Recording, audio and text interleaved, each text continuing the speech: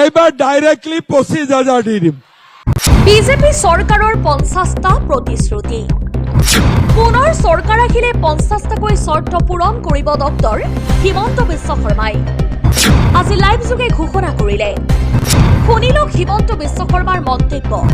মহিলাসকলক 10,000 টকা কোনে কোনে পাইছে? 10,000 হাত ডাঙক পাইছে। আচ্ছা 10,000টোৱে পাইছে নে লগত 9,000টোও পাইছে? আৰে 9,000টোও পাইছে। এতিয়া মোক এটা কথা কওক, 10,000 পালে 9,000 পালে আৰু কিবা লাগিব নেকি? লাগিব নেকি আৰু কিবা? এইফালেও লাগিব নেকি? পাক্কা লাগিব? সঁচাই লাগিবনে? লাগিব। তেতিয়াহ'লে আজি মই আপোনালোকক ক'লো এইবাৰ আৰু 10,000 নিদিওঁ, এইবাৰ ডাইৰেক্টলি 25,000 দি দিম। হ'ব, এইবাৰ 25,000 দিম। কোনে কোনে অৰুণোদয় পোৱা নাই হাত ডাঙক?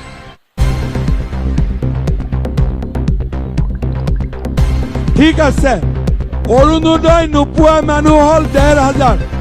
মই ইয়াত হিচাপ কৰি চালো। কিন্তু এই 1,500ক দিয়াৰ উপৰিও আৰু যিবিলাক নতুনকৈ বোৱাৰী হৈ আহিব নহয়, সিহঁতকো দিব লাগিব। সেইকাৰণে তপন দাসৰ হাতত মই নতুনকৈ ডিমৰীয়া সমষ্টিৰ কাৰণে 10,000 অৰুণোদয় আৰু দি দিম। ভাল হ'ব? হ'বতো? আৰু এটা মই বুদ্ধি দিওঁ, যাৰ যাৰ পৰিয়াল ডাঙৰ সিটো এটা অৰুণোদয় পাইছে, ৰেচন কাৰ্ডখন ভাঙি ল'ব, 2টা পাই যাব। হ'ব, এইবাৰ আপোনালোকক ৰেচন কাৰ্ড ভাঙাৰ সুবিধাও কৰি দিম। সেইকাৰণে অলপ বেছিকৈ অৰুণোদয় দি থৈ যাম, 10,000 অৰুণোদয়। হ'ব? নহ'লে নোপোৱাখিনিয়ে মনটো বেয়া কৰি আছে নহয়, 9,000টো পোৱা নাই, হয়নে নহয়? তেওঁলোকেও যাতে পায় তাৰ ব্যৱস্থাটো মই কৰি দিম। ৰেচন কাৰ্ড কাৰ কাৰ আছে হাত ডাঙকচোন? চবৰে আছে। ৰেচন কাৰ্ড কাৰ কাৰ নাই? পালে আৰু আজি মই কৈ গলো। কাৰ কাৰ ৰেচন কাৰ্ড নাই কওকচোন? 1,000 ৰেচন কাৰ্ড নাই, আপোনালোকে ৰেচন কাৰ্ডো পাই যাব। এতিয়া মোক কওক, যাৰ যাৰ ৰেচন কাৰ্ড আছে তেওঁলোকে চাউল পাইছে নে পোৱা নাই? 100 টকাত দালি, নিমখ, চেনি পাইছে নে নাই? চৰকাৰে যিটো দালি চেনি দিছে কোৱালিটিটো ভাল নে বেয়া? ভাল। সঁচাই কৈছে না? সঁচাই কৈছে?